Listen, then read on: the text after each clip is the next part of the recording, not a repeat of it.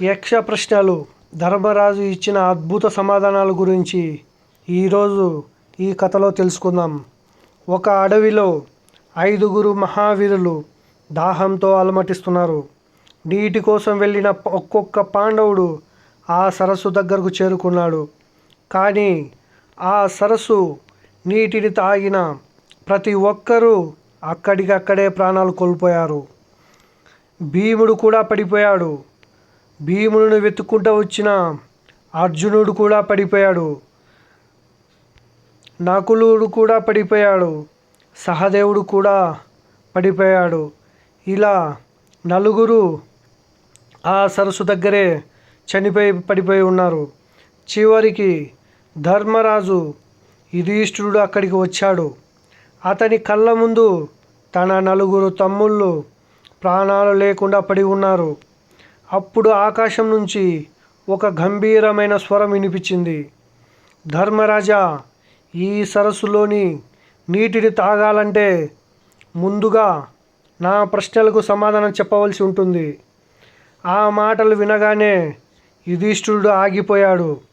అసలు ఎవరిది ఈ స్వరం, ఎవరు మాట్లాడుతుంది అనే ఆలోచనలో పడ్డాడు. ఎందుకంటే తన తమ్ముళ్ళందరూ ఇలా పడ్డారు. ఆ ప్రశ్నలకు సమాధానాలు చెప్పగలడా? అసలు ఆ యక్షుడు అడిగిన ప్రశ్నలు ఏమిటి? వాటికి ధర్మరాజు ఇచ్చిన సమాధానాలే మహాభారతంలోని అత్యంత గొప్ప జ్ఞానంగా ఎందుకు నిలిచిపోయాయి? ఈరోజు మనం ఆ అద్భుతమైన యక్ష ప్రశ్నల కథను పూర్తిగా తెలుసుకుందాం. అరణ్యవాస కాలంలో పాండవులు ఎన్నో కష్టాలను అనుభవిస్తున్నారు. ఒకరోజు వారు అడవిలో ప్రయాణిస్తుండగా తీవ్రంగా అలసిపోయారు. వారికి దాహం వేసింది. అప్పుడు ఒక బ్రాహ్మణుడు అరణికర్రలు ఒక జింక కొమ్ములకు చిక్కుకొని పారిపోయింది. ఆ కర్రలను తిరిగి తీసుకురావడానికి పాండవులు జింకను వెంబడించారు. కానీ ఎంత వెతికినా జింక మాత్రం కనిపించలేదు. అప్పుడు అలసిపోయిన పాండవులకు దాహం మరింత పెరిగింది. అప్పుడు యుధిష్ఠిరుడు నకులుడితో అన్నాడు, నకులా, నువ్వు చెట్టు ఎక్కి చూడు, ఎక్కడైనా నీరు కనిపిస్తుందేమో అని.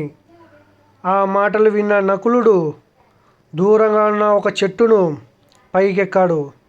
పైకెక్కి చూడగా అక్కడ కొద్ది దూరంలో పక్షుల శబ్దం వినిపించింది. అంటే పక్షుల శబ్దము అక్కడ ఖచ్చితంగా కొలను ఉంటుందని వాళ్ళు ఊహించారు. కానీ వారికి ఒక చెట్ల మధ్య నుంచి ఒక సరస్సు కనిపించింది. అప్పుడు నకులుడు, అక్కడ నీరు ఉంది అన్నయ్య అని చెప్పి నకులుడు అక్కడికి వెళ్ళాడు. నకులుడు ఆ సరస్సు దగ్గరకు చేరుకున్నాడు. అతనికి తీవ్రమైన దాహం. నీరు తాగబోతుండగా ఒక అదృశ్య స్వరం వినిపించింది. ఆగు, ఈ సరస్సు నీటిని తాగకూడదు. నకులుడు చుట్టూ చూశాడు. కానీ ఎవ్వరూ కనిపించలేదు. ఎవ్వరు నువ్వు? నాకు దాహంగా ఉంది, ముందు నీరు తాగుతానని నకులుడు తాగాడు. అప్పుడు ఆ స్వరం మళ్ళీ వినిపించింది. నేను ఈ సరస్సుకు అధిపతిని. నా ప్రశ్నలకు సమాధానం చెప్పకుండా నీరు తాగితే నీ ప్రాణాలు పోతాయి.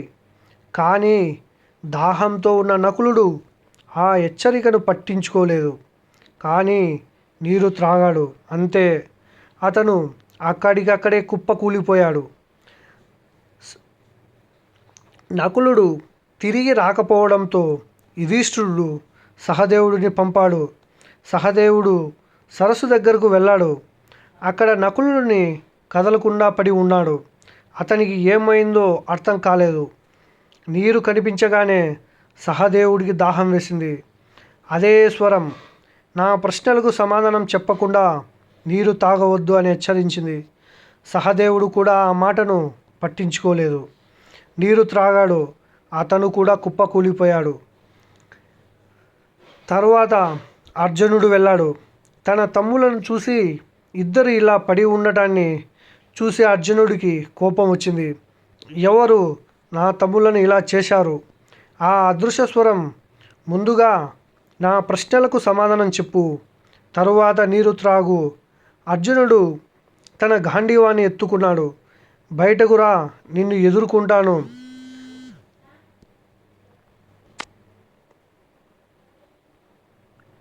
అతను చుట్టూ బాణాలు సంధించాడు, కానీ యక్షుడు కనిపించలేదు.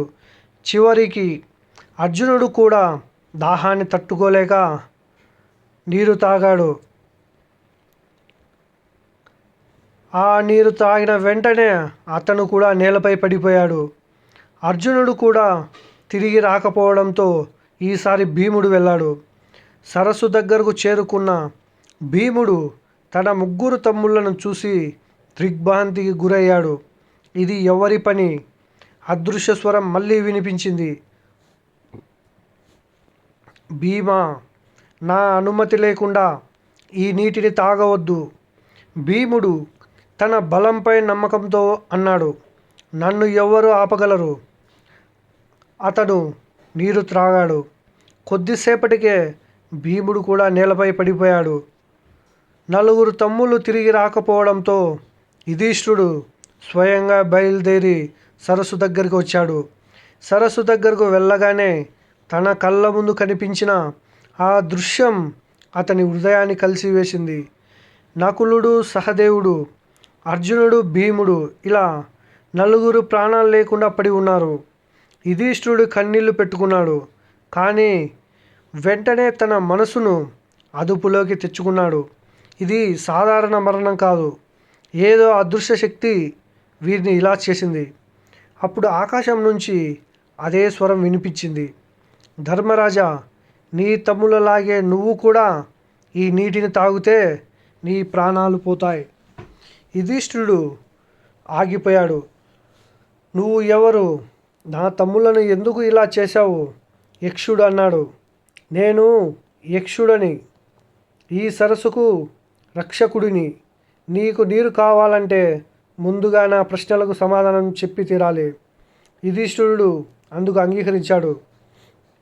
ప్రశ్నలు అడుగు, నాకు తెలిసినంత వరకు ధర్మానికి అనుగుణంగా సమాధానం ఇస్తానని చెప్పాడు.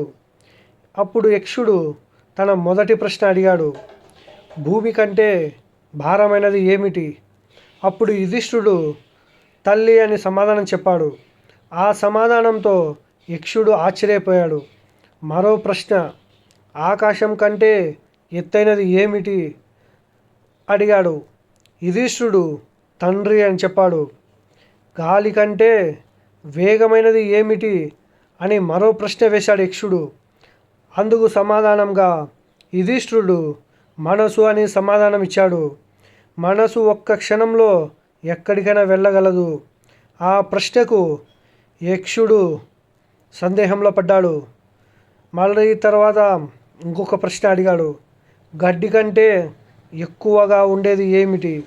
అప్పుడు యుధిష్ఠిరుడు ఆలోచనలు అని సమాధానం ఇచ్చాడు.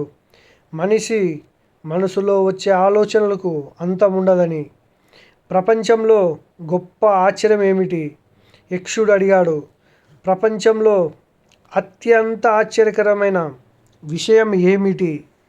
అందుకు యుధిష్ఠిరుడు ఇలా చెప్పాడు, ప్రతిరోజు మన కళ్ళ ముందు ఎంతోమంది పోతూ ఉంటారు, అయినా తాను మాత్రం ఎప్పటికీ ఇక్కడే ఉంటాడని మనిషి భావిస్తాడు. ఇదే ప్రపంచంలో అత్యంత గొప్ప ఆశ్చర్యం. యక్షుడు నిశ్శబ్దంగా ఉన్నాడు. ఈ సమాధానం అతని హృదయాన్ని తాకింది. నిజమైన సంపద ఏమిటి అని యక్షుడు మరో ప్రశ్న వేశాడు. అప్పుడు యుధిష్ఠిరుడు, మనిషికి నిజమైన సంపద ఏమిటి? సంతోషం. ఎంత ధనం ఉన్నా మనసులో శాంతి లేకపోతే అది సంపద కాదు అని సమాధానం ఇచ్చాడు. మరి యక్షుడు ఎవరు నిజంగా ధనవంతుడు అని ప్రశ్న అడిగాడు. అప్పుడు అందుకు సమాధానంగా యుధిష్ఠిరుడు, తనతో ఉన్నదానితో సంతృప్తిగా ఉండేవాడే నిజమైన ధనవంతుడు అని సమాధానం ఇచ్చాడు. అప్పుడు యక్షుడు, నిజమైన స్నేహితుడు ఎవరు అని ప్రశ్నించాడు. ప్రయాణంలో మనిషికి నిజమైన స్నేహితుడు ఎవరు? అప్పుడు యుధిష్ఠిరుడు ఇలా సమాధానం ఇచ్చాడు, విద్య ఎక్కడికి వెళ్ళినా మనిషిని వెంటాడుతుంది విద్య అని సమాధానం ఇచ్చాడు. తరువాత ప్రశ్న, మరణించిన తర్వాత మనిషిని అనుసరించేది ఏమిటి అని యక్షుడు ప్రశ్నించాడు. దీనికి సమాధానం యుధిష్ఠిరుడు చెబుతూ, ధనం కాదు, బంధువులు కాదు, శరీరం కూడా కాదు, మనిషి చేసే కర్మలే అతనితో వెళ్తాయి అని యుధిష్ఠిరుడు సమాధానం చెప్పాడు.